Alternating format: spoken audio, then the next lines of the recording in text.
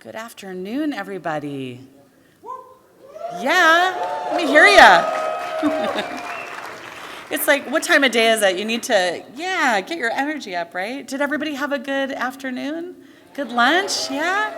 We're ready for a great session. We're so excited about this. Rainbow capitalism, progress politics, and pinkwashing. It is my pleasure to have you all here for this session.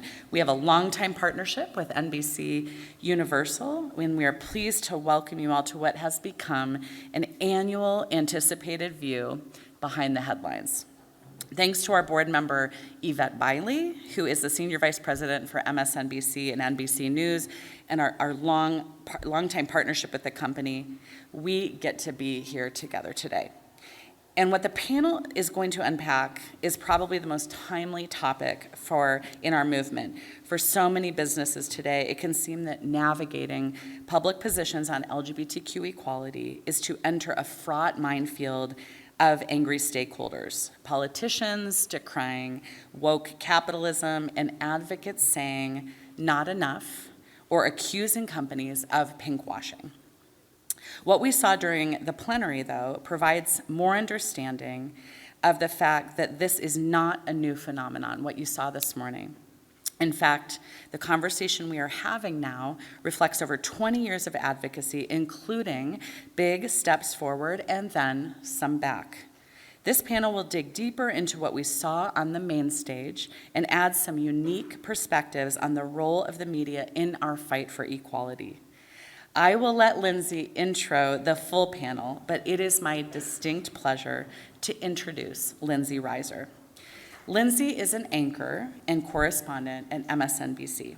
She has been with the network since January 2020 and has covered a wide range of topics, including politics and elections, space launches, Queen Elizabeth's passing, the pandemic, and LGBTQ issues. She has anchored live breaking news coverage of some of the most consequential events in recent history, including the war in Ukraine and the fall of Afghanistan.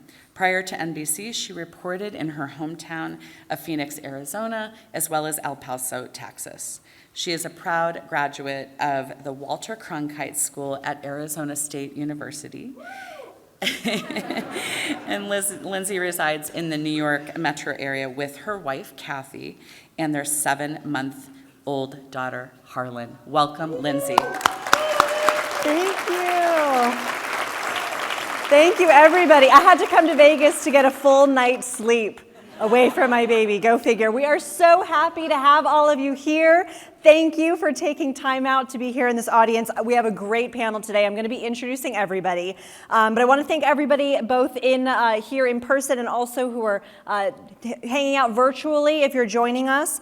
And this is really going to be a robust discussion, about 60 to 90 minutes, depending on how long we want to go. And we're going to be talking about the real humanitarian issues facing the LGBTQ plus community and how those issues are seen through the lens of corporate America. And we're going to be talking about the responsibility that companies have not only to their LGBTQ plus workforce, but also to really engaging and diving into the national and local political discourse of some of these issues defining our time. So we're going to have plenty of time for questions at the end. If you're here in person, we're going to have some people walking around with mics. If you are joining us virtually, we are going to have a virtual chat where you can input some of those questions as well. So everything that we are going to talk about today, we have covered extensively at NBC News, broadcast, streaming on our podcasts. So before we dive in and I introduce everybody, let's take a look at how we got here.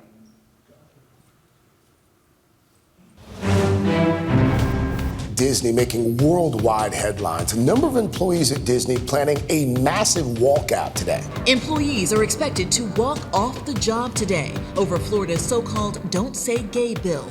A battle raging inside Netflix for weeks boiled over today. Employees staging a walkout in protest of the streamer's latest Dave Chappelle special, in which the comedian mocks transgender people. Netflix CEO Ted Sarandos argued that the special was popular with subscribers and would lead to no real-world harm. Today, the Walt Disney Company vowed to help repeal this new law. Disney and an heir to the iconic company coming out publicly as transgender while condemning anti-LGBTQ LGBTQ legislation. Florida Governor Ron DeSantis has made good on his promise to revoke Disney's special tax status in the Sunshine State. A group of LGBTQ friends came in on Friday, but they say they were quickly asked to leave after a transgender woman in the group used the women's restroom. It's one of Seattle's biggest summertime events, the Pride Parade. Amazon, headquartered in the Emerald City, wanted to get in on it too. The nonprofit's board, which collectively decided to pass on Amazon's offer.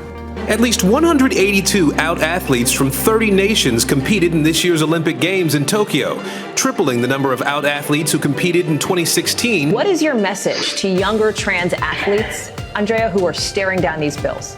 My message would be to continue to remember what you're doing this for. This fall, Nassib will likely become the first openly gay NFL player to take the field.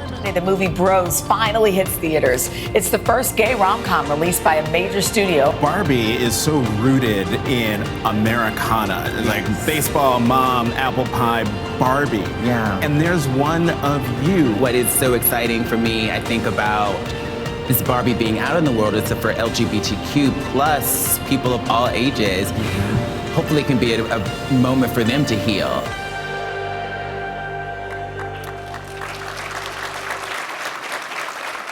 There's been a lot of material, obviously, to cover in the news. Joining me right now to dissect some of these really crucial issues, Matt Levitas, a reporter for NBC Out.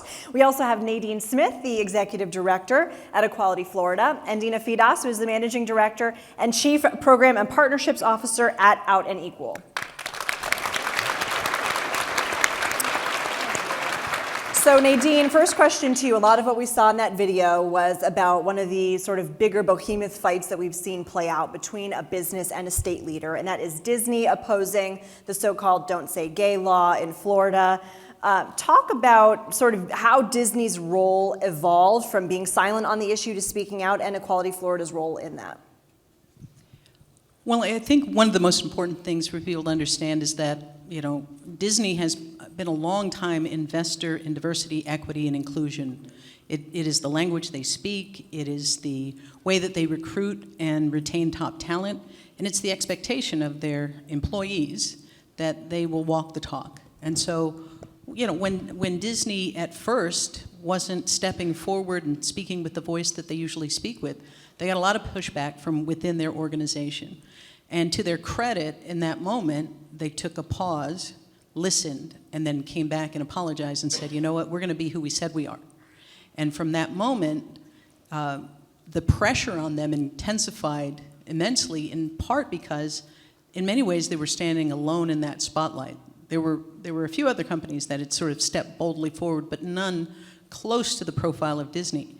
And you saw the most vindictive and petty attacks launched at Disney. And in that moment, they could have once again crouched, hid, backed off, and they didn't. And I think quite recently, Bob Chapek, the CEO, was quoted in The Hollywood Reporter talking about how kind of standing in that fire restored the faith from their team internally that they really did stand on those values.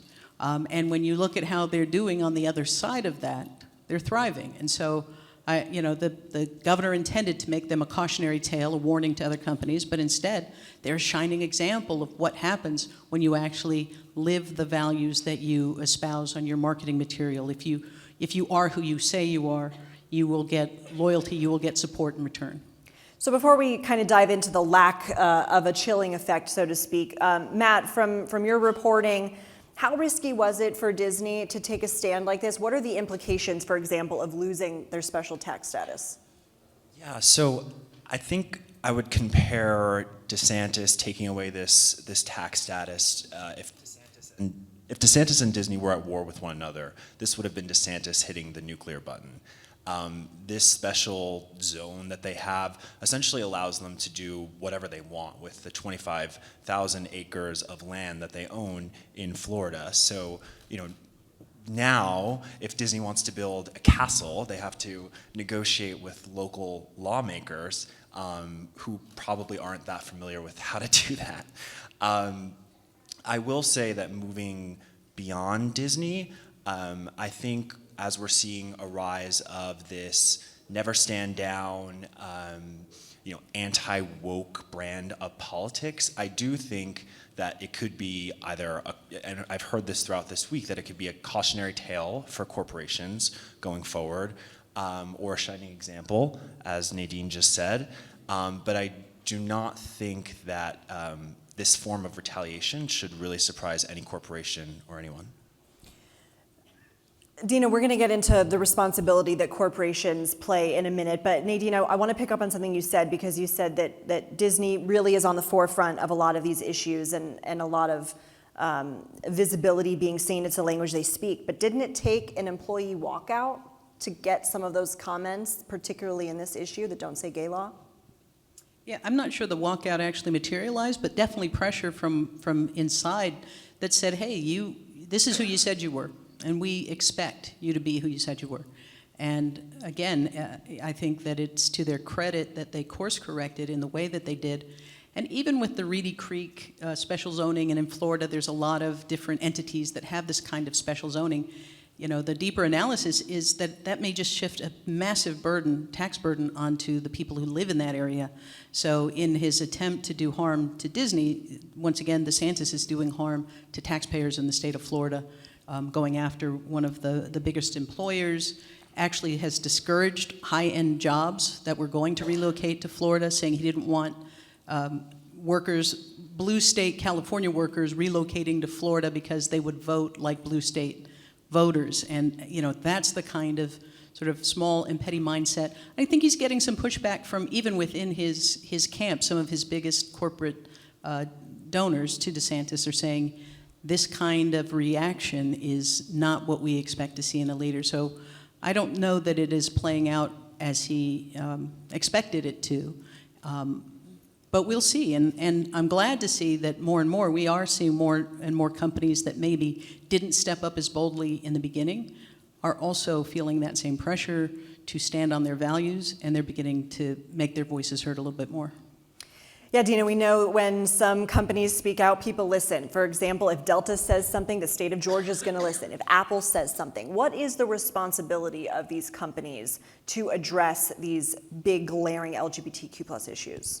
Yeah, I mean, it's a responsibility that is rooted in their connection to their own workforce and to their own clients and customers. I'm reminded of when, in the throes of some of the most heated state-by-state marriage ban, marriage equality fights that we were fighting that we referenced earlier today, Howard Schultz, then CEO of Starbucks, was confronted at a shareholder meeting by a very famous person who had made a career out of opposing same-sex marriage. And in this very public moment, he didn't first talk about what was morally right. He didn't talk about initially what was the right side of history. He talked about the effect of marriage equality on their own people. And there is a misconception that businesses speaking out on whether it's the Don't Say Gay bill, the HB2, the Federal Equality Act, that's somehow as if there's this bright red line between quote unquote social issues and material business issues. Public policy that affects your own workforce, that is a material business issue. And so the obligation, it's both an obligation from the perspective of what is the right thing to do, but it's also a very practical obligation. To lean in on fiduciary responsibility is to ensure that you have mobility of talent. It is to ensure that you're retaining talent and you're not about to lose all your valued, engineers because you're moving from one inclusive state to a non-inclusive state. So I would say, the obligation is there, but it's also borne out in the data as companies are assessing, well, where are our vested interests? And Matt, you've done a lot of reporting on these companies that are assessing that, and I want to put up one of the headlines up.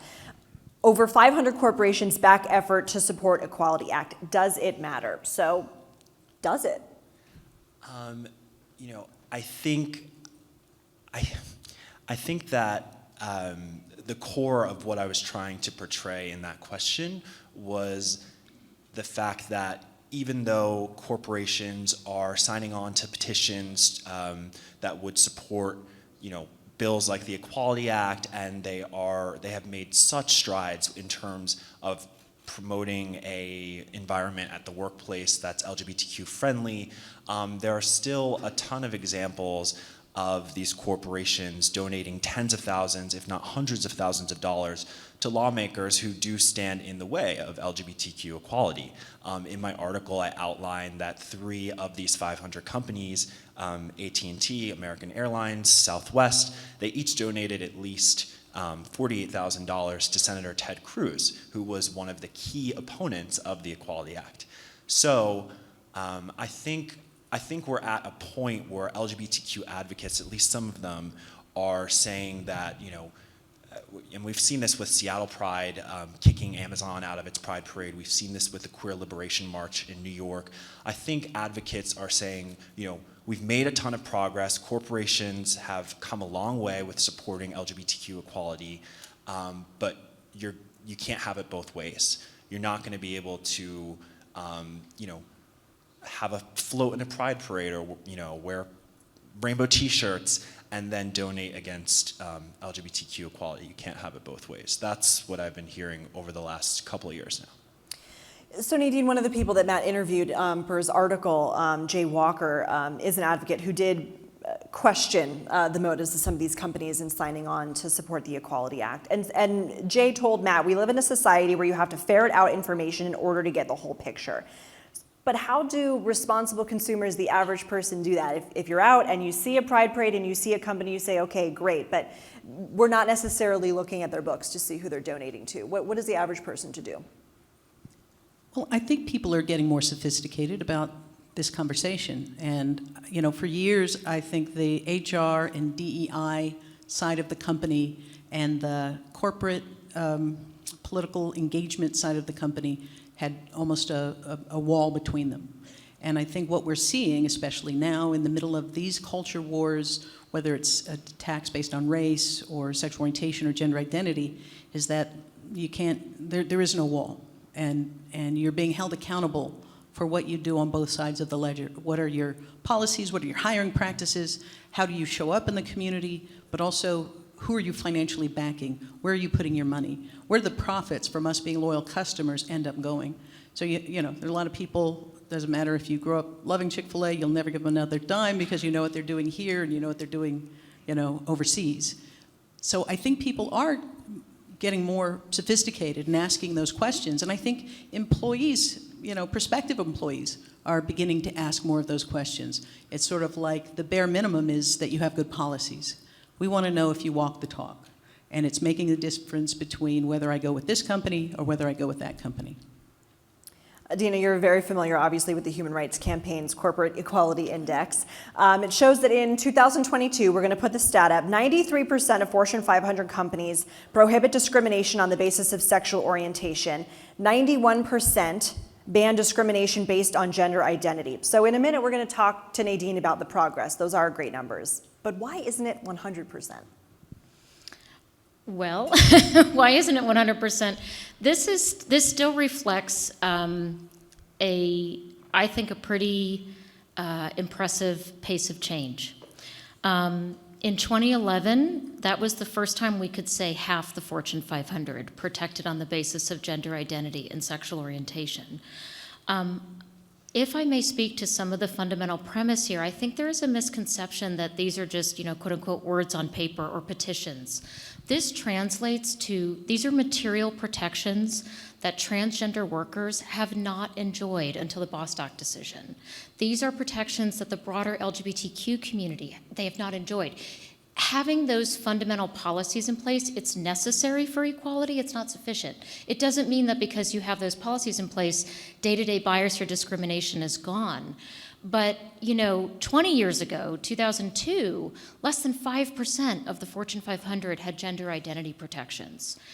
Before you turned on the television or streaming app and could actually see trans characters, before Time magazine said we're at a tipping point, Fortune 500 companies were breaking barriers. They were having the conversation around trans inclusion in meaningful ways. And we're also at a point in time where over 2/3 of the Fortune 500 ensure that necessary medical coverage, gender-affirming coverage, is available to their workforce. So absolutely to the questioning and sort of kicking the tires on motivation and impact, but this is rather extraordinary considering that our own Congress has not found its North Star to pass the Equality Act, but the Fortune 500 has found its North Star in terms of how do we engage talent, how do we recruit from our talent pool, and that's what you see borne out in this data. Nadine, you want to add anything? Yeah, one of the other hats I wear is I'm on the Florida Chamber of Commerce Foundation, and one of the things we talk about a lot there is the role that employers have in influencing their employees' engagement in politics. It's a huge conversation in that space. And the polling shows that people trust their employers more than they trust politicians, even more than they trust media. And so when you have Fortune 500 companies, when you have small businesses, as we do a lot of outreach to small businesses, saying these things are important. It's important to us for our employees, it's important to us for our customers. That actually does have an important effect that is not simply symbolic. It changes how people see themselves in the political conversation. Is there a possibility that maybe companies can go a little too far? I know that Matt has some reporting. During Pride Month, for example, there were some ad campaigns that made some references to top and bottom. And you talked to some of the businesses at the center of this, and what did they tell you? Well, after accusing me of stigmatizing gay sex, not much. I spoke to the folks at Postmates. If you haven't seen the ad, it essentially was an advertisement for Pride Month, showcasing food that was easily digestible and amenable to men who have sex with men. I think the broader thing to learn here for corporations, at least the marketers that I have spoken with, is that yes, queer people want to see themselves in advertisement, they want to see themselves in film, they want to see themselves on television, and they want to see that authentically. They want to hear themselves. And that's what this particular ad might have done if you were a gay man living in Chelsea or Hell's Kitchen or West Hollywood. However, for companies that are going to create advertisements for Pride Month, especially now that we're in a year where we've had historic numbers of anti-LGBTQ legislation, the anti-LGBTQ rhetoric is through the roof, they need to do so carefully. I think that's kind of what the advocates are expressing, that you can, yes, we want to be seen in our advertisements, yes, we want to be seen on television authentically, but just do so with caution and not in a way that is dehumanizing. Anything either of you want to add? I know those exact ads.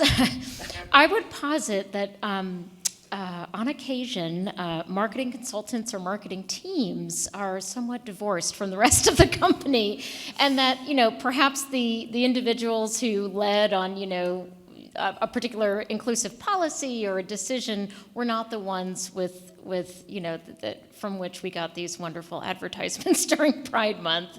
But I also think that it speaks to a certain if I may say, sort of using of the LGBTQ community to signify edginess.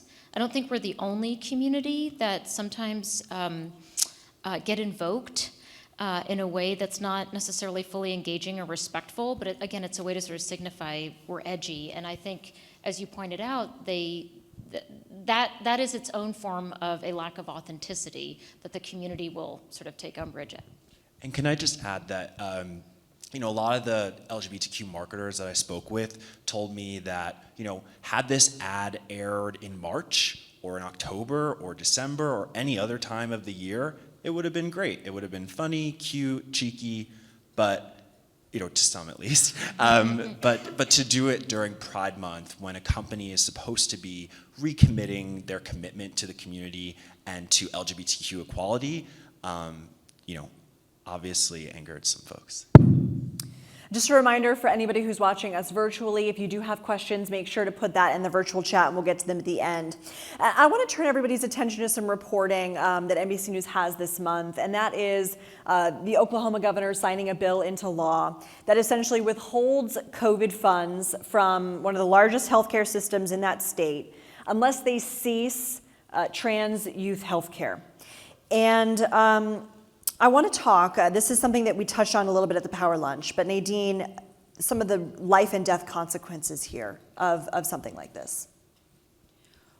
You know, I think it's important for people to understand in the starkest terms what is being said here. It's happening in Texas, it's happening in Florida, it's being proliferated. It is saying that parents, you don't have the right to pursue the best health care for your child.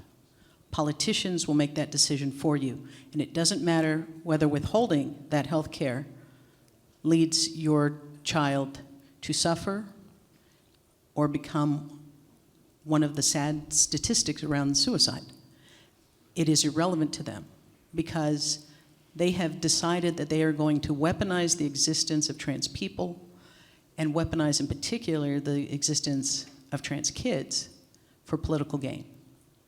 When you open the door to the government replacing a parent's and a doctor's best judgment in service to the health needs of a child, you open that door to any number of abuses. And so what we are seeing is, on the one hand, they are using this rhetoric around parental rights to lead to book bans and telling gay teachers you can't have your spouse's picture on the desk. We're seeing books as benign as And Tango Makes Three, which is the true story of two male penguins raising a penguin chick in a New York zoo being taken off the shelf and being called pornography by Moms for Liberty. We are seeing all of these things happen under this guise, on the one hand, of empowering parents, while what they are actually doing is taking the rights of parents away when it comes to taking care of their own children. And so, I think we have to be very clear that the political rhetoric being used here is to equate the existence of LGBTQ kids, especially trans kids, with child abuse. And the reason that we invoke Anita Bryant was because we heard all of this before. In fact, we're seeing the cycle return. Anita Bryant, when she, in her heyday, she wasn't by herself. She was funded by a group that, before they were talking about abortion, were talking about their biggest issue was integration of private schools. That was the moral majority. They were funding her. So once again, just in the same way we're seeing these so-called Stop Woke Act that says you can't have honest conversations about race in the curriculum in your school, and you can't have honest conversations about the existence of LGBTQ people, it is the same cycle replaying itself. Matt, Nadine had brought up trust in the media. And people have really questioned this sort of both sidesism with the media, right? And do you cover both sides with equal weight? How do you weigh either side of an issue as you go into your reporting on issues like this? Yeah, I mean, I understand the criticism, but as a reporter, especially covering topics like the health care of a child or a child's education, sensitive topics like this, it is my responsibility to go to as many different people as I can, gather as many perspectives as I can, and approach everyone with a bit of grace, empathy, and humility.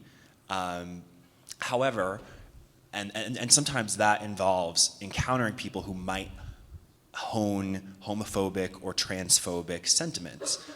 That can be uncomfortable at times, but I'm not going. But I have to still engage. But that does not mean that I have to quote a slur or quote something that might proliferate hate. However, I do have to again try to approach everyone with a bit of empathy and a bit of understanding, and try to build a bridge between the two camps. I think that's our jobs as journalists. I will add that the topic of detransitioning has come up a lot in this conversation. And I do think that the criticism has largely been fair. There have been a number of media outlets that have devoted way too much attention to this topic. I think, the number of people who are detransitioning is so insignificant, so low. It barely happens. So if I were to write a 1,000-word article, if I'm gonna devote 500 words to detransitioning, 200 words, 100 words, that's simply not reflecting reality, and that's, not responsible. Dina, when we talk about things like this, a bill that has already become law, what is the recourse? Is it just banging the drum, reminding voters that elections have consequences? That is a part of it, and I think we heard a clarion call earlier from the stage in terms of the upcoming midterms. And you're also seeing businesses come together, sometimes behind closed doors, meeting with organizations like Out and Equal and looking at the contingency plans here. When families are not safe, then companies are looking at the 360 view and saying, well, maybe you can work remotely, or maybe we can support you in moving to another state. We are absolutely seeing even the initial anecdotal evidence of brain drain from states like Texas. And this is not just about the Fortune 500. I mean, the Air Force announced that it would support mobility concerns for its own workforce in the state of Texas. So I think between the state of this country post-Dobbs, the state of this country with attacks on the healthcare of young people and parents simply trying to get necessary healthcare for their kids, you are really seeing an upending of some of the norms that businesses historically were able to trust a little more. And what we have seen is when the patchwork of state laws becomes utterly untenable to the business community, they do rally and rise up and push back against it. Some of that pushback you see in the form of these very public coalitions, but a whole lot of that pushback also happens behind closed doors to some of the very politicians that are receiving, whether it's PAC money, they are still in those conversations and in those relationships. And so there is an argument, even at that end, to be made by some that part of their connection to these politicians is they've got to stay in the game.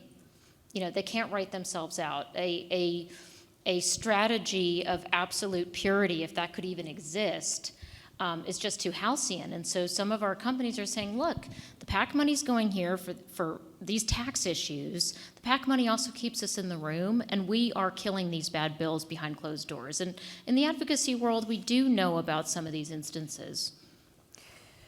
Nadine, obviously this isn't in your state, but are you having any conversations with healthcare providers in Florida? Are there fears that something like this could happen where you are?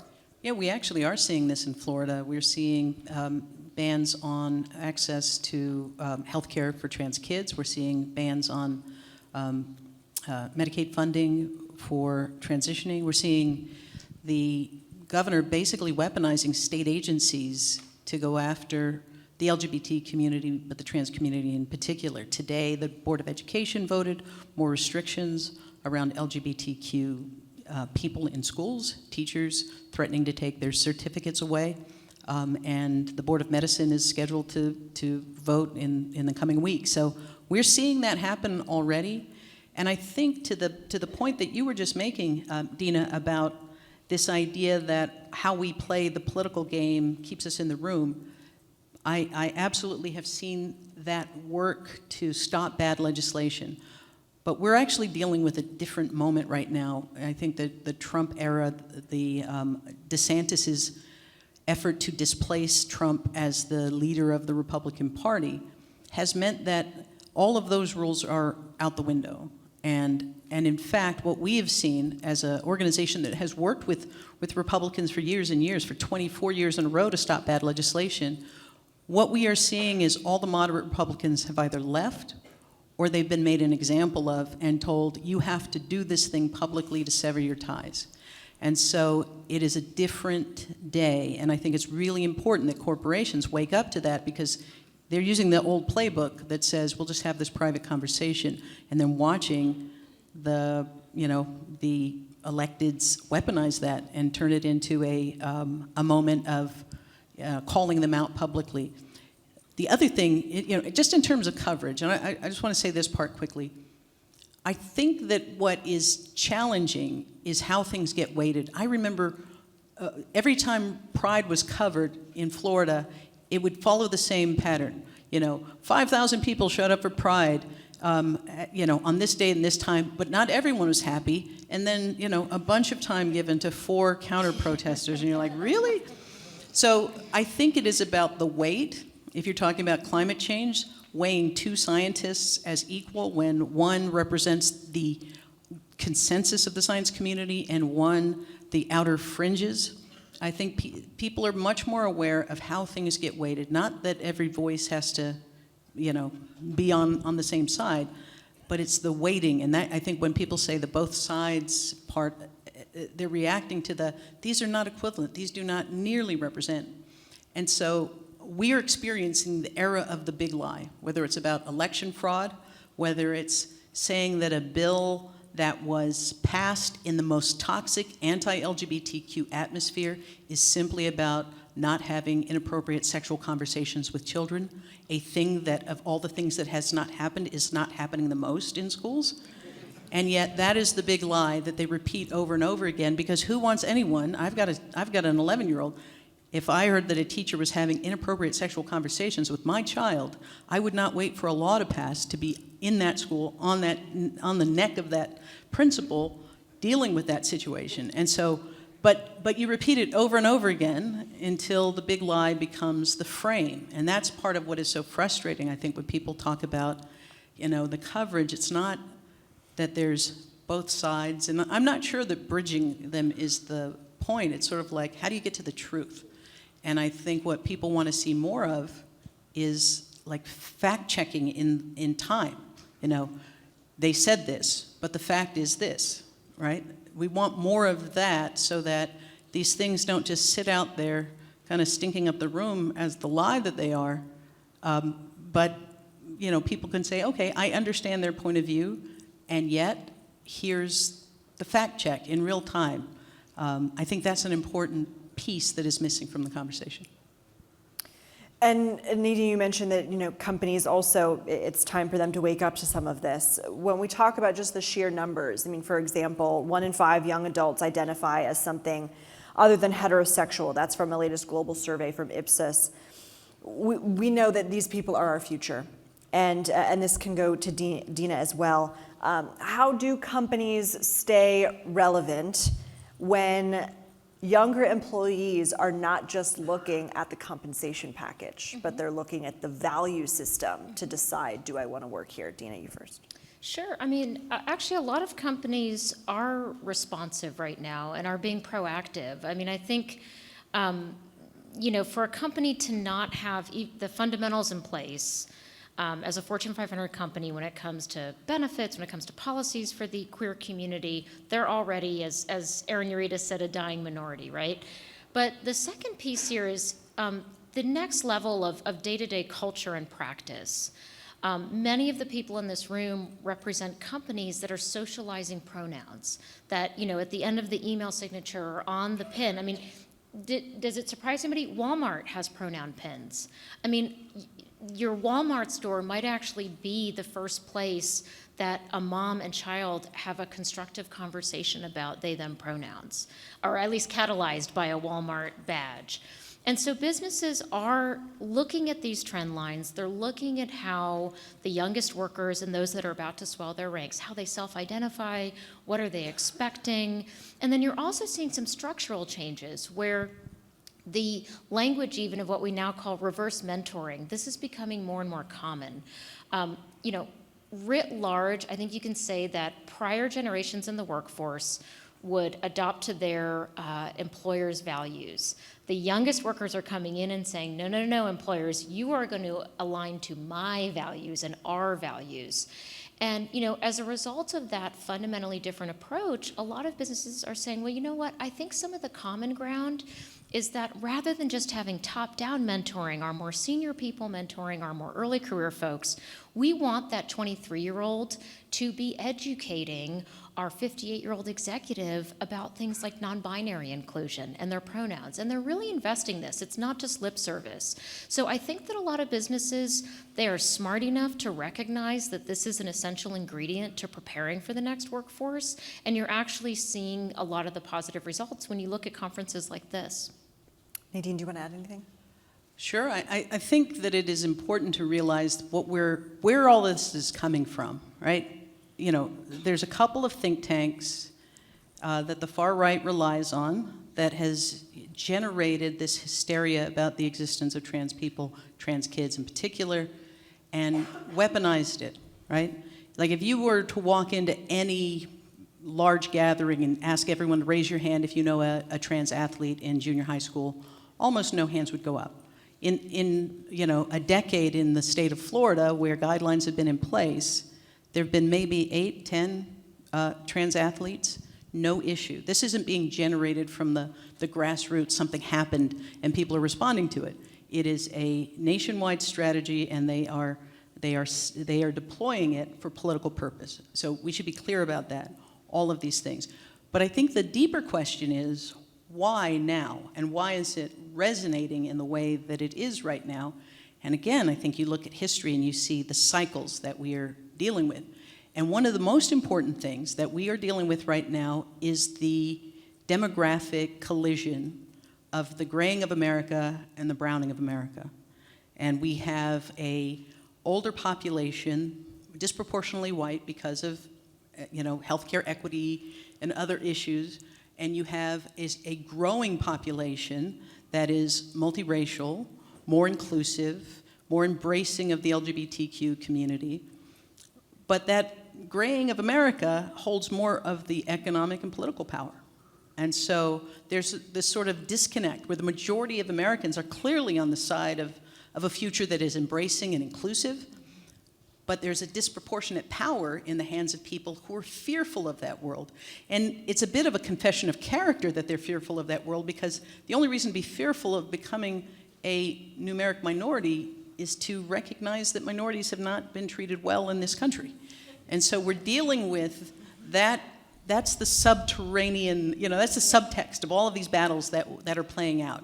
It has to do with this demographic shift. And the reason you see DeSantis going after corporations is you can go back to North Carolina and see how corporations said, hey, wait a second, we're not going to stand silently as you pass these horrible bills. Or you go to Georgia and you see where they said, hey, you're doing things that are disenfranchising people, we're going to stand up. And you saw the beginnings of the backlash where the legislature began to punish Delta or Coca-Cola. And that strategy has been adopted as a smart way to stop companies for standing up for their employees and their customers. Can I just, please? I will add that it also benefits, DeSantis is in a uniquely powerful position where even though he is a state lawmaker, he has a national profile, and launching, pushing back or pushing for this piece of legislation has, drawn in hundreds or if not thousands of small donations. He has raised millions off of picking this battle, and he no longer needs corporate support, whereas typically lawmakers would not want to go up against the largest employer in their state. DeSantis has actually profited. His campaign has raised tons of money off of doing so. No, that's absolutely true, and I think that is part of the reason that it's important that companies link arms in this moment and not allow themselves to sort of be challenged one at a time.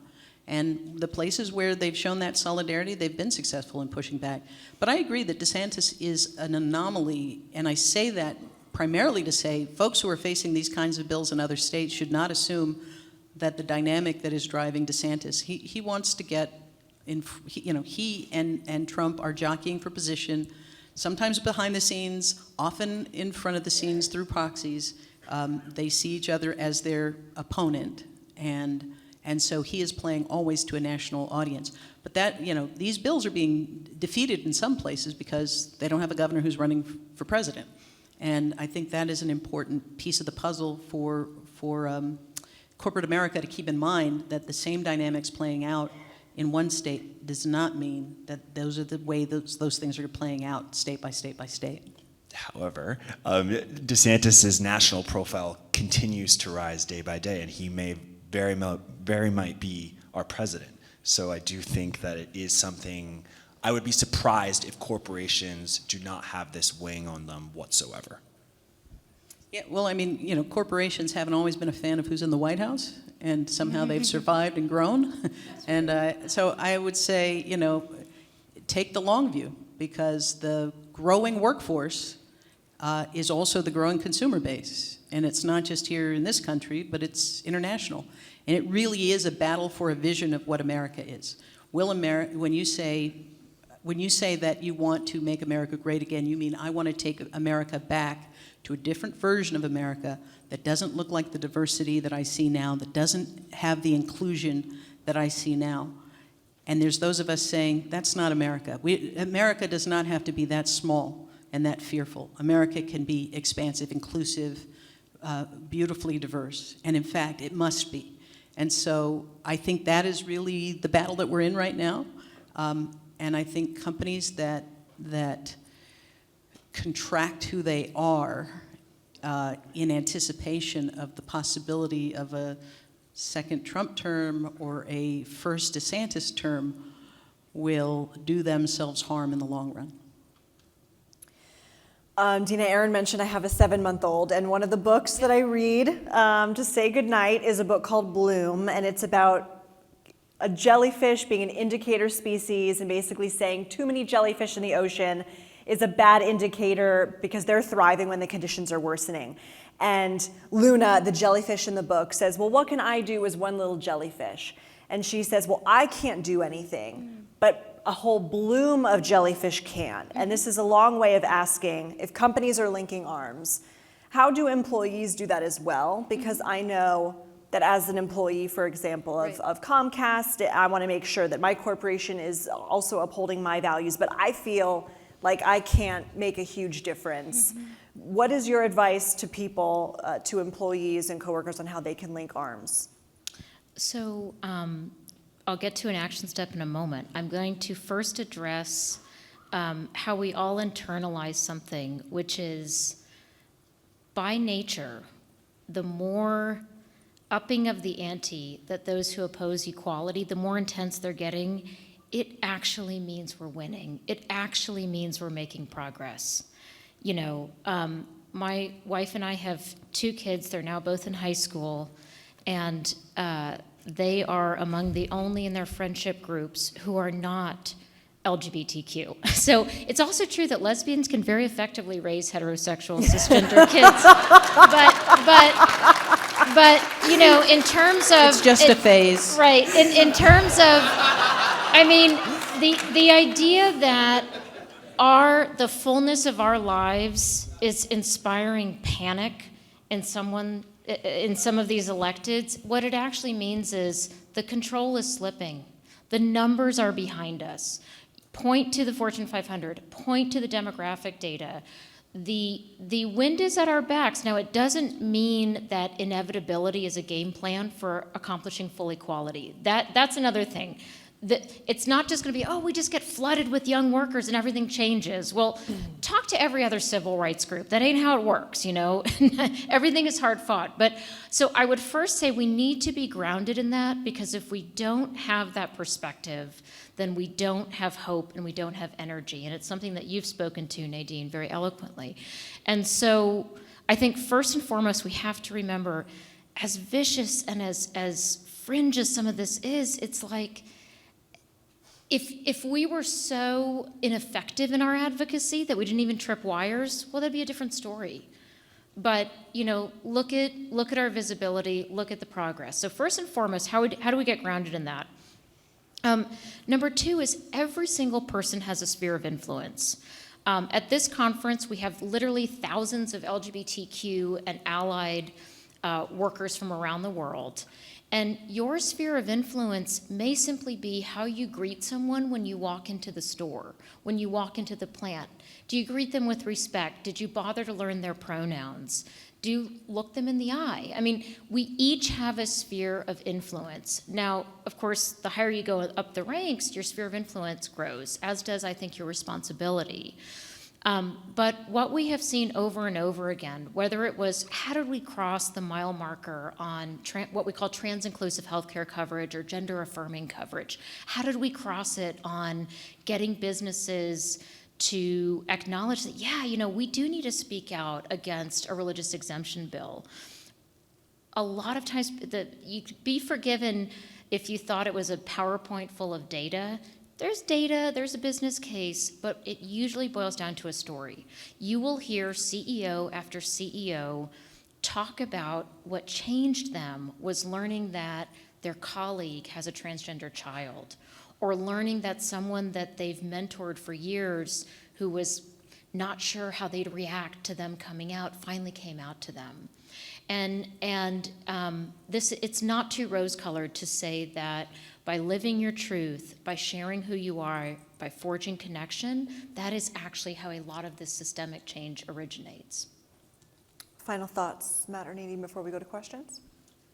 Yeah, I'll toss in a couple of final thoughts. One is, I love the fact that you talk about the influence, that we are winning, and the backlash is part of the evidence that we're winning. And I think about the marriage fight in times like these, because we suffered 38 losses in a row at the ballot box on our way to marriage equality, and each one of them was a gut punch. It was horrible, right? But then when you looked at the data in the aftermath of these marriage losses, a curious thing began to happen. We saw a pretty dramatic increase in support for marriage, non-discrimination, the entire range of civil rights protections for the LGBTQ community in the aftermath of those losses. It was as if in the aftermath, you know, voters in that state sort of looked around and thought, what the hell do we do? And what really was happening is people who never thought of themselves as political activists were suddenly having conversations like they couldn't believe. My neighbors did this. My neighbors went to the ballot and said, you don't get to have what we have. And it turned people into, they became more vocal. They probably wouldn't still call themselves political, but they began to have conversations with the people in their lives. So that one person ripple effect, I believe, was absolutely transformational on our way to marriage equality. We're seeing that happen around these battles where they are demonizing and dehumanizing trans kids and LGBTQ families, where people across the political spectrum, you know, conservative pastors, you know, Republican dads are going, you know, I never imagined I'd have to fight this fight to be allowed to get my child health care that will save my child's life. How dare these politicians put themselves in front of me in making that decision? So we are seeing parents showing up like never before. We're also seeing young people doing organizing and activism. If you saw any of the walkouts across Florida, let me be the first to tell you, Equality Florida did not organize them. When the students contacted us, it wasn't for permission. They were saying, this is what we're doing, and this is what we need from you. Show up or don't, but we're doing it, right? And thousands and thousands. My hometown up in the Panhandle had hundreds and hundreds of students walking out.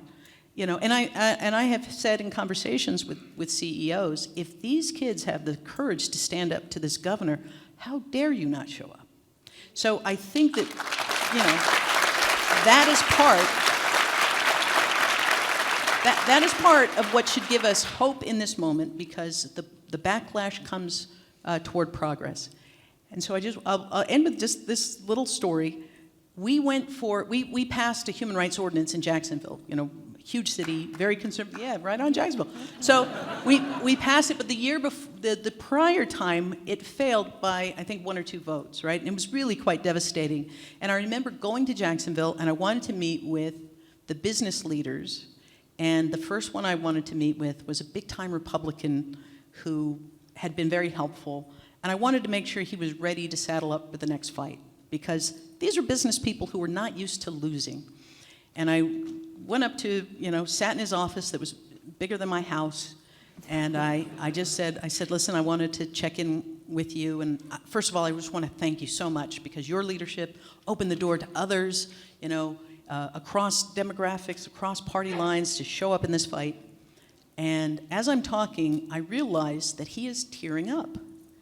And I think he's tearing up because I'm really thanking him so profoundly that he's moved.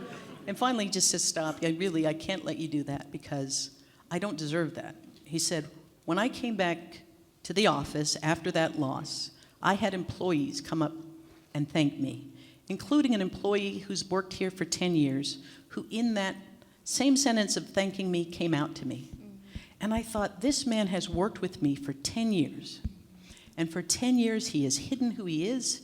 He said, look around my office. It's filled with images of my wife and our kids and all of these things. I can't imagine coming to work and having to hide that. And he's hid that from me for 10 years, which tells me I created an environment. No matter how much I think of myself as a good guy, I created an environment where one of my best employees had to lie every day.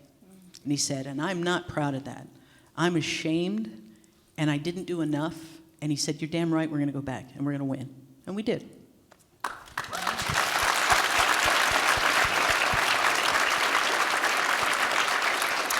Powerful note right there to end on. All right, I think we have some questions. Hang on one second. Before we get to the in-person, we have virtual questions, I believe.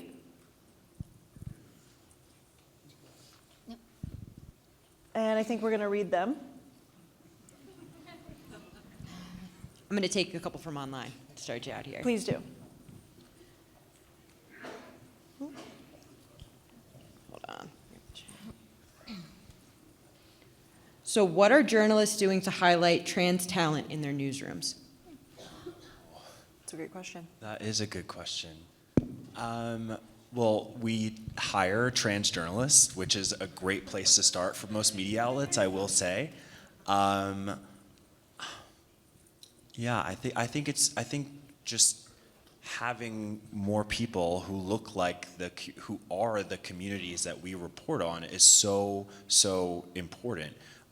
Which is why, and not to promote NBC so much, but the fact that NBC has dedicated its resources to hire me and my colleague Joe Yerkeba and our boss Brooke Sapelsa, that has dedicated the resources to covering these issues. Most media outlets do not do that. We are the only legacy outlet that does that, and I am so proud to be here for that reason. I think it really does make a difference when you have people who are doing the actual jobs, reporting on the people who are in the communities, who are a part of those communities themselves. And robust, of course, ERGs, and just a great corporate environment, just treating people, everybody, with empathy like you would treat anybody else, making sure that they feel like they're valued and they're a part of the workforce and the community, not only being treated like anybody else, but at the same time, if you want to be more involved in our ERGs, if you want to be more involved in this type of work, but absolutely newsrooms need to be representative of the communities that we cover. Was there another online question? Yeah, we've got another one. How can companies push back against mandates like what Governor DeSantis is doing in Florida?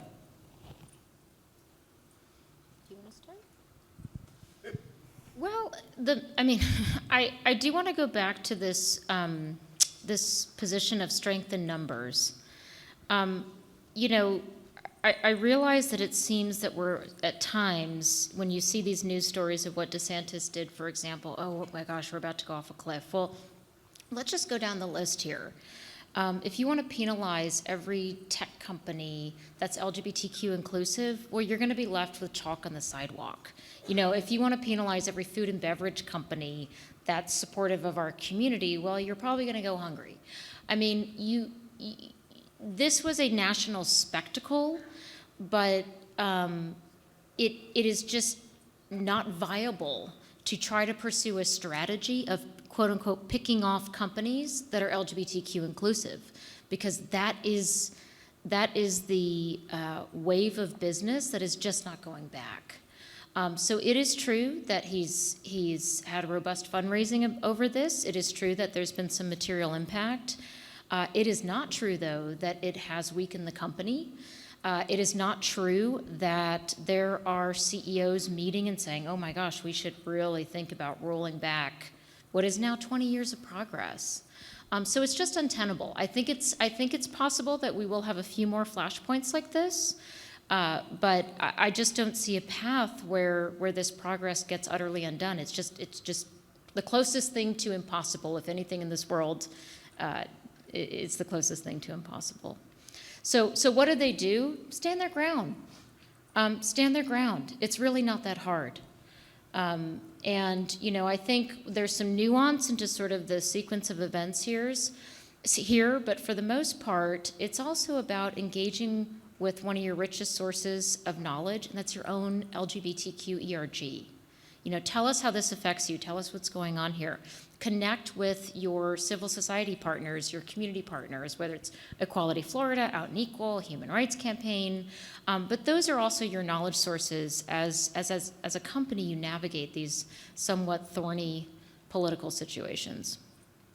And the only thing I would add to that is I think when companies listen to their employees and listen to their stories, it pulls it out of the political realm and it makes it much more humane, and relatable.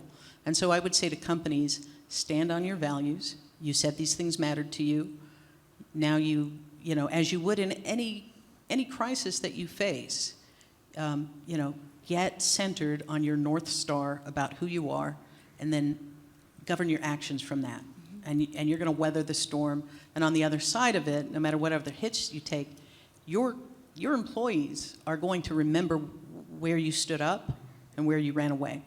And when they get courted by your competitor, who didn't blink, who didn't waver, they're gonna remember that too. And so I've had lots of conversations with some companies, you know, in the aftermath of the Don't Say LGBT bill, who were saying, yeah, we lost some people. They didn't do it in a high-profile way, but we lost really good people, and we want to be prepared for the next time. Let's do one more from online, and then we can get to some in-person ones. Yeah, sure. Last one from online is, when the news is frankly depressing, especially around LGBTQ plus issues, how do you try to build up the positives in the ocean of negative? You go first. You know, my editor always tells me, you know, on any given day I could be reporting on politics, pop culture, nightlife. So I could be covering something that's happening in Florida the same day that I'm interviewing a drag queen from RuPaul's. So I think my editor likes to say that people come to our site for, you know, the vegetables, which is like the heavy politics and some of the depressing stuff, and then they, you know, stick around for the candy, which is, you know, the interviews with the celebrities and talking about queer representation in culture and things like that. But obviously, a lot of the stuff that gets the attention can be negative and depressing. Yeah, when I was a little earlier in my career, I had a news director who told me the same thing, except I was eating this weird breakfast every day. It was muesli. And so she was like, okay, you need like 90% of your diet, news diet, to be muesli, and then 10% to be chocolate chips.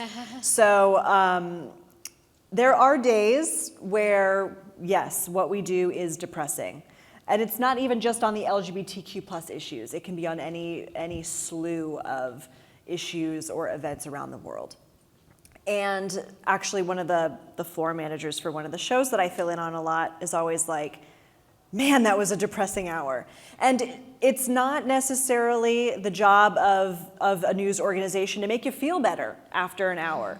It is to inform you on what is happening in the world in which you live. And honestly, there are some times where I have feared for the protection and safety of my own family and what we hold dear, the right that I married. I just walked into City Hall in New York City and eloped with my wife, and just the fact that I have that right, I don't want that taken away from me or anybody else. But even today, asking you the question, it was almost a personal question that I was asking you about what can we all do, because we talk about these issues and we outline them. And I don't want to go back home to New York and feel powerless. And just even the fact of what you said, the sphere of influence, I'm really going to walk away with, because treating somebody with dignity, being that person that kind of shows what an LGBT person can be and what my life can look like, has really helped me. And so, do I play Wordle every day to reset? Yes, there are things that we always do to reset, but I think it's important, and I hope that everybody also knows that that you don't necessarily turn on the news, to feel like you just watched a Real Housewives, where you can just kind of numb out. It's about being an engaged member of society. I hope that answers that question. We will circle back to online questions, but let's have some in-person questions. We've got 2 people floating around with microphones, so I'm going to let them choose. I think they can be bribed.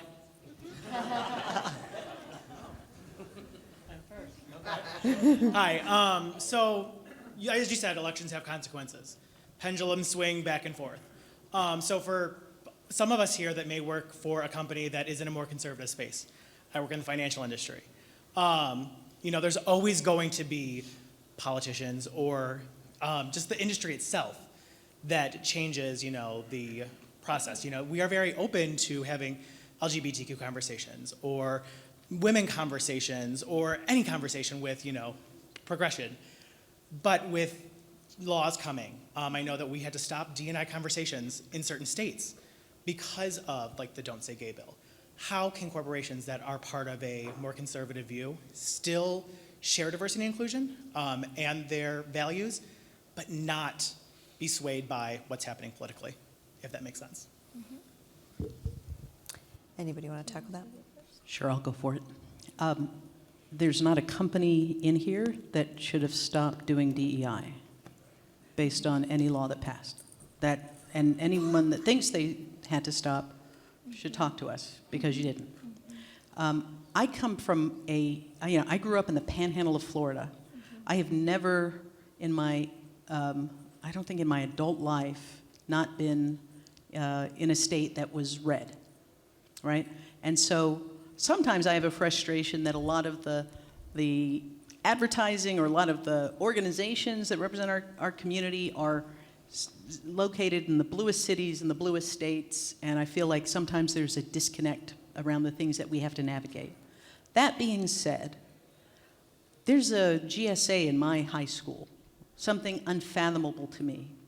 Like, these changes happen because we keep pushing, and it doesn't matter that it's uncomfortable. In fact, you have to have those conversations, especially when it is uncomfortable. And so, to me, I don't think that the financial sector has to be any more, conservative than the tech sector or the defense sector. I mean, I went to the Air Force Academy before Don't Ask, Don't Tell. I went to the Air Force Academy when it was just, hey, somebody said you're gay, get out of here with a dishonorable discharge. And now we have both the Army, both the Navy and the Air Force saying, if bad laws are making your family less safe, we'll relocate you. And so these changes happen because somebody speaks up in those spaces where it is uncomfortable, and then somebody else stands with them. And then by the time the third person is there, it's a trend. And so I think that one of the things that is actually a challenge for us right now is the majority of Americans are with us, and so it can feel like there's a sense of comfort. But what that also means is the folks who aren't are showing up and speaking up louder. And so we have to remember what it was like 5, 10, 15 years ago and show up with that same energy.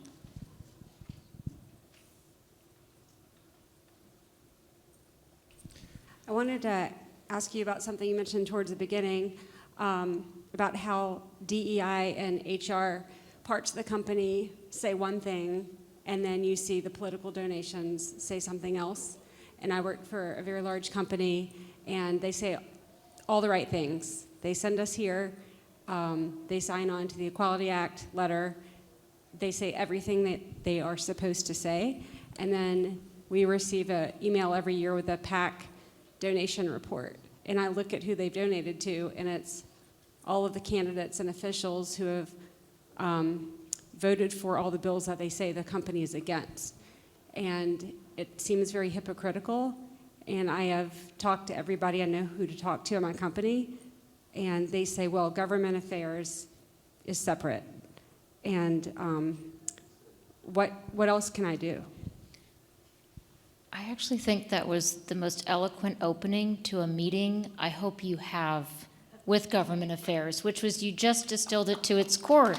Which, in other words, what I would say is, if you're not in GA, Find that chain of command, find that sphere of influence. Is it the executive champion of the ERG, is actually close with the head of government affairs? However you navigate that, and we actually have a toolkit. Out and Equal has a toolkit on this. It's called Leveraging Your ERG, and it actually has a physical map of spheres of influence in this resource that we have online. But you just had the most beautiful opening to the meeting. We signed on to the Equality Act. Presumably, we're a CEI 100. We did this, this, and this. And I look at this report, and here are those receiving our PAC money that voted against this, that voted for this. How can we get to a more consistent place in terms of our actions? And when you phrase it like that, you are not positing this as an us and them within the same company. You're saying, how can we reconcile this? Because we do have to hear GA out. GA may say, look, if we don't get this tax cut materially, here's how it's going to affect our company. And we've got to all be on the same side to reconcile that. But as thorny as PAC contributions are, we are seeing some pretty incredible examples of myth busting in terms of, well, the R's are, and I keep invoking this, the R's are really good on tax issues, the D's are not. Well, that's not always the case. And quite frankly, the volatility of somebody like DeSantis, that is the myth buster. The fact that someone can get so petty and vindictive and use their position to clamp down on DEI actions, essentially, well, that just combusts the idea that, well, this is the party that's always pro-business. Having temper tantrums that shake the timbers of companies, that is not pro-business. So it's also time for us to reclaim that. But I really think you have the clarity in what you just said to initiate some of those conversations internally. And I'll just add that there are more and more organizations that are making those contradictions public. And the Twitter sphere is increasingly becoming a place where companies are being called out. So it's not just a dirty little secret that they can hide. They're being held accountable in a new way. So I think that's part of how you can have that conversation about how are we going to actually navigate what is a growing, PR challenge for us. One of the threads I see among a lot of this legislation is that it can sometimes be seen as undemocratic. And I'm wondering what companies' responsibility is to fight anti-democratic thought, or if that's even a responsibility at all. Do you mean in terms of supporting, for example, candidates who deny results of the election? Can you be a little more specific? That, and also yes. Okay. So we know that a lot of companies, after the riot at the Capitol happened, decided to pause donations, political donations, to some of these candidates that, for example, weren't going to vote on their slates of electors. And some companies have resumed those donations. So what do you make of sort of the pause and then resuming? Does it feel like, what effect did that have at all? Well, to your question, I think if we don't have a democracy, then none of these conversations matter in the end. And I think part of the reason we're seeing so many efforts to undo our democracy, even in the language of that you hear among the sort of extreme of now emphasizing that we're a republic, not a democracy, a representative democracy, is all about making it okay to disenfranchise more and more people. And that is about shrinking who actually gets to lead in a country where you see the demographics shifting away from your favor. And so I don't know where companies stand. I know where they ought to stand. They ought to stand on the side of democracy. And everything, all of the work that our organization does is rooted in a belief that in a democracy, if you change hearts and minds, you change votes, and if you change votes, you change who represents you, and if you change who represents you, then the broad diversity of who we are gets a voice in the system. But if that goes away, I think that above every other legislative priority has to be our priority.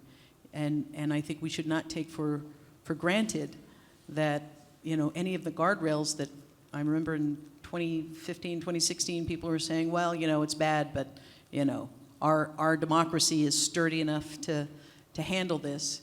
And we have shown that it is not. We almost watched the live stream execution of lawmakers on January 6th. But for one guard head faking them in the wrong direction, we would have seen that. And I think that it is it's such an abhorrent thought that we have trouble. We have a cognitive dissonance around what is actually happening in our country, that we have a hard time really coming to terms with how fragile this moment is. So I think the failure of companies to actually follow through and have a level of accountability for those who are buying into this big lie that is undermining our democracy is a huge problem right now. Does that answer your question? We have another microphone. I have a question, or I guess like a statement. Earlier when you had asked, what can I do? Right? And I love that question when people say, what can I do? I started at a company, 2014, and I walked in, and it was just like sheer discrimination from like day one. I was like, wow, that's pretty. And I was like, well, this company exists in my community, so what can I do, right? So we went from like sheer discrimination, no ERGs, no diversity inclusion council. By 2015, diversity inclusion councils exist. By 2016, we have 100% with the Human Rights Campaign. By, now where we are, we're actually on a good track to have 100% going into 2023, which I'm just telling you, HRC, bless you, but like, wow, that was a shift. But was it because like I had a title? No. Did I have like the know-how? No. But did I just like show up and be like, yeah, that doesn't work. What about? And then just reaching out to people and saying, so what are your thoughts on this? How can we evolve this? How can we come together? Now I share this too, and along the way, I highlighted people. And I think the biggest key to this conversation is talking about how you made the shift, who you talk to, who you're bringing in on that conversation, elevating others along the way, elevating leaders that are coming into the conversation saying, thank you so much, publicly acknowledging them for their efforts and their shifting and their moving forward, right? And so like, when we do this, I think it's like how do I make a change? People say like, how do we make policy changes? And like, I think of like caregiver leave. People identify that as like family member, like I'm using that in quotations because like your parents, children, like family. But what if you live with someone and you've lived with that person for 30 years, but you're not in a relationship with that person, by proxy, because you've lived with them for 30 years and now they need assistance. So like, what does that look like and how do you evolve the conversation? So when I say like, when you ask the question like, what can I do? It's like, I like to look at it as, what's the one thing that I want to tackle this year that just doesn't work? And then I'm just going to ask a whole lot of people until they're just like tired of hearing from me, and then we're going to do something different, and we're going to come to the conversation about it. And the more you ask, the more someone's going to pass you off, and finally you'll get to the right person. But I do lift that up in find the one thing, and then just talk about it. Talk about it in every meeting, talk about it with all your friends, talk about it at the water cooler, and people be like, oh, you're coming, you're going to be talking about the thing, but just talk about that one thing, and then it moves, and then find a new thing to talk about. I love it. I like it. Yep. Thank you.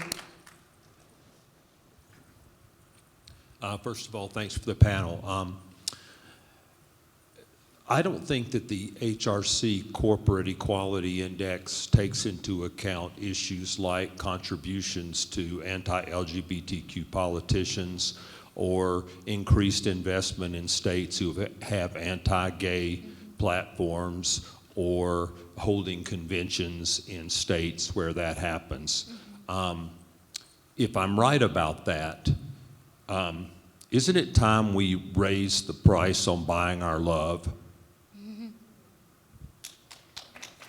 I mean, just to confirm, it's been a few years since I've been at the Human Rights Campaign, since I'm here at Out and Equal. I do know that we have our friends and valued coalition partners, HRC, here at the conference, and so they actually have a workshop on the new Corporate Equality Index. So I can't speak to that particular question. So just to clarify, I have a history there, but I haven't been there in 3.5, going on 4 years. But I think you raise a very valid question that I know many people have voiced as well, in terms of if we've got so many companies doing so well along these benchmarks, what's next? But maybe you can, if you're the HRC by proxy, but I would say that you do have an opportunity to engage with them at Out and Equal. Thank you. Yes, thank you for the question. Hi, my name is David Otten. My pronouns are he, him. So I want to turn the attention back to rainbow washing. I think a lot of rainbow washing or accusations of a rainbow washing happen without full knowledge. So here's my long-winded question. In order to not bite the hand that feeds, how do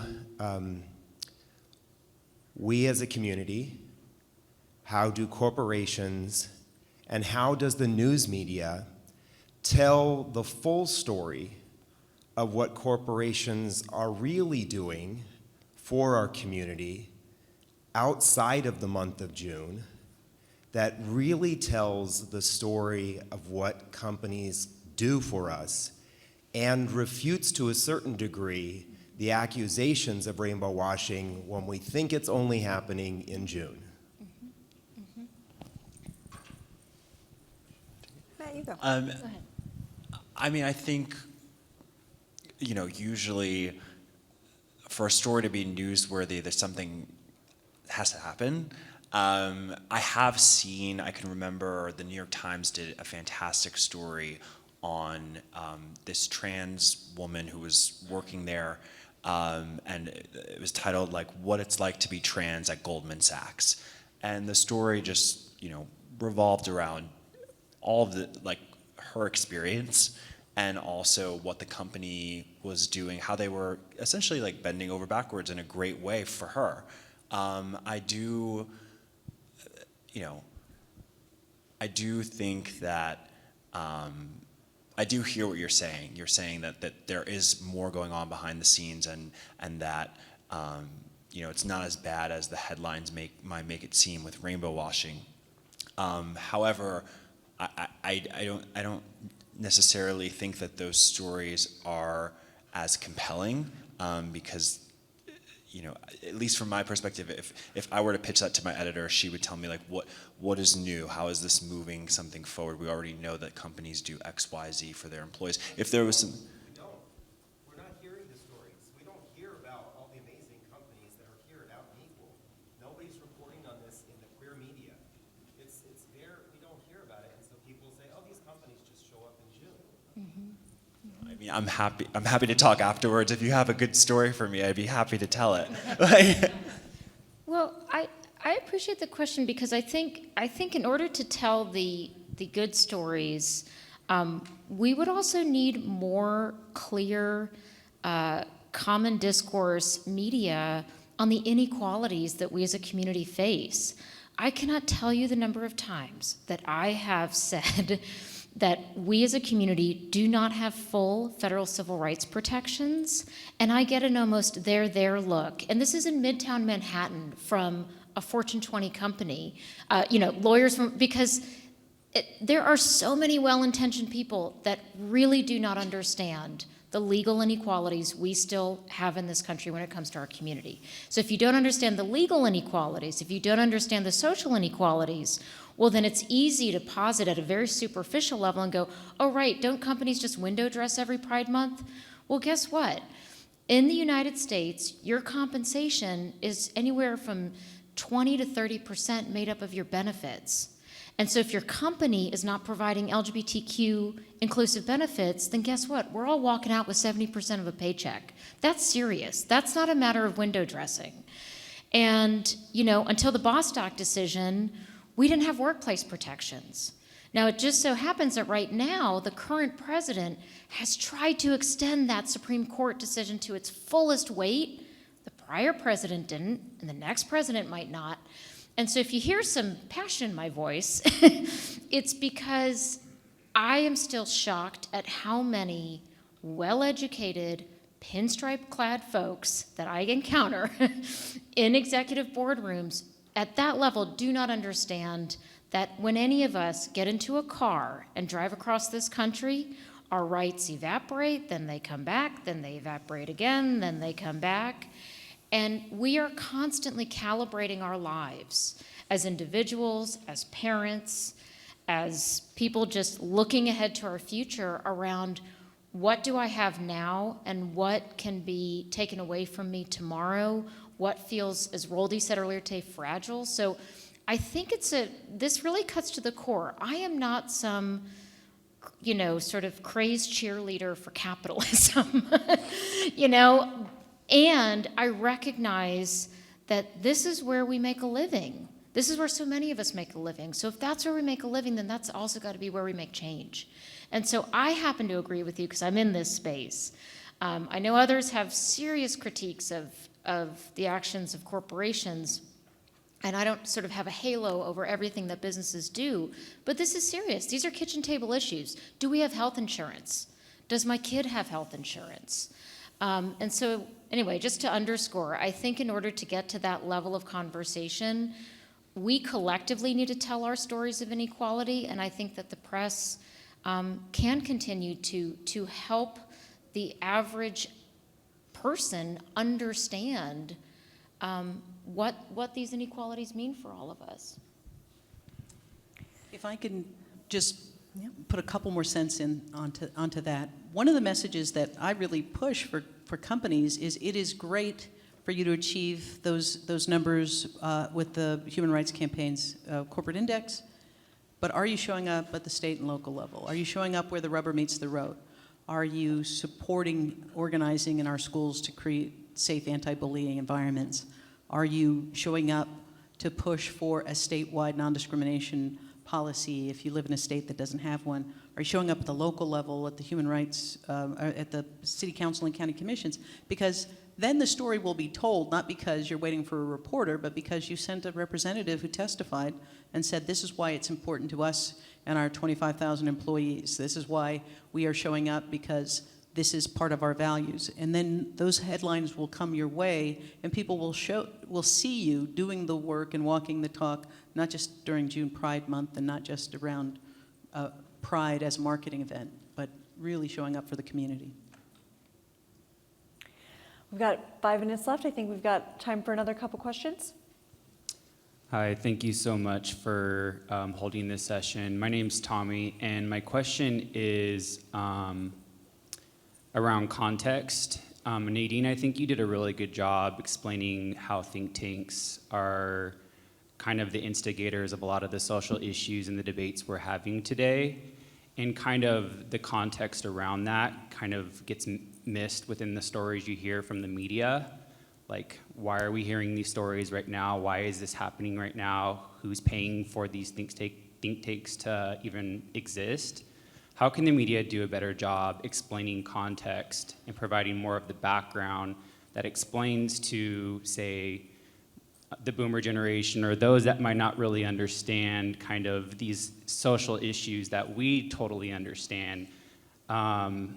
So yeah, how can the media just do a better job at providing that context and background and some of the more of like the story that you just explained of some of the, I guess, political tinkering that's going behind the scenes that kind of is putting the pressure of that we all have to deal with? I would love for us to not be the ones to answer. I would love for you guys to. Well, I have a confession. I have to come out as a former journalist. Yeah.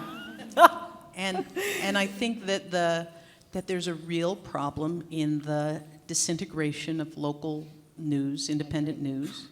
I think there's a huge, challenge in the concentration of a few people a few outlets that control a great deal of media. And at the same time, the internet has made pretty much anybody's living room a media outlet. And so we have both things at the same time, sort of a absolute avalanche of misinformation and a smaller and smaller, lens through which we get to see the world. So those two things together create a very dangerous environment. But I also think that because, going to J school and becoming a journalist and seeing a path forward where you can retire from your local newspaper after 25 years or what have you is not really how people see that work anymore. I think it is harder to have people who have a historical perspective that can say, we've seen this before. This has the features of this. And it becomes harder to do those deeper investigative think pieces in a world where the line between entertainment and information, the vegetables, the mucilix, if you will, and the chocolate chips is more and more blurred. And so I think that it is there's a reason why when fascism comes to power, one of the things that they do is immediately destabilize and consolidate media. Because if you can control what people think, you can control how people react or fail to react. And so we are living in a very dangerous time in that sense. And we're also living in a time where the opportunity to hear different voices from different perspectives has never been greater. So I think that part of the reason that we see often shallow or uneven coverage is because a lot of institutional memory and historical context has, they've been laid off. The best investigative reporters have been laid off because they're older and they cost more, and they're more easily replaced by folks who haven't been around long enough to remember, oh yeah, I remember when this happened last time. We saw it in Florida. We saw it with the Johns Committee in the 50s and 60s. 20, 30 years later, we saw it with Anita Bryant. 20 years, 40 years later, we're seeing it, and they're playing the same tape over and over again. We could have even predicted January 6th by looking at what happened after Reconstruction, and we saw the first successful coup d'etat happen in Wilmington, North Carolina, around the same dynamics of racial reconfiguring of the demographics of that city. So I think that it is a challenging time, but what gives me some hope in this moment is that we've seen it before, and it is that we've come through it with fewer resources than we have right now. But it takes a vigilance, and we have to learn from that history. What happened in the aftermath of George Floyd's murder has a direct tie to what we are seeing happen around LGBT issues. And this replacement theory, white nationalist, white supremacist rhetoric is the river that runs through all of it, all the way to the abortion bans. And we're going to have to grapple with it, and we're going to need news media to be willing to take us into the deeper conversation about what all of these things mean to the direction of our country. We got 10 seconds left, so I think if anybody has some burning questions, I think we all have a couple minutes that we can hang out on stage, so come on up and introduce yourself. Thank you guys so much for being a part of this. Really appreciate it.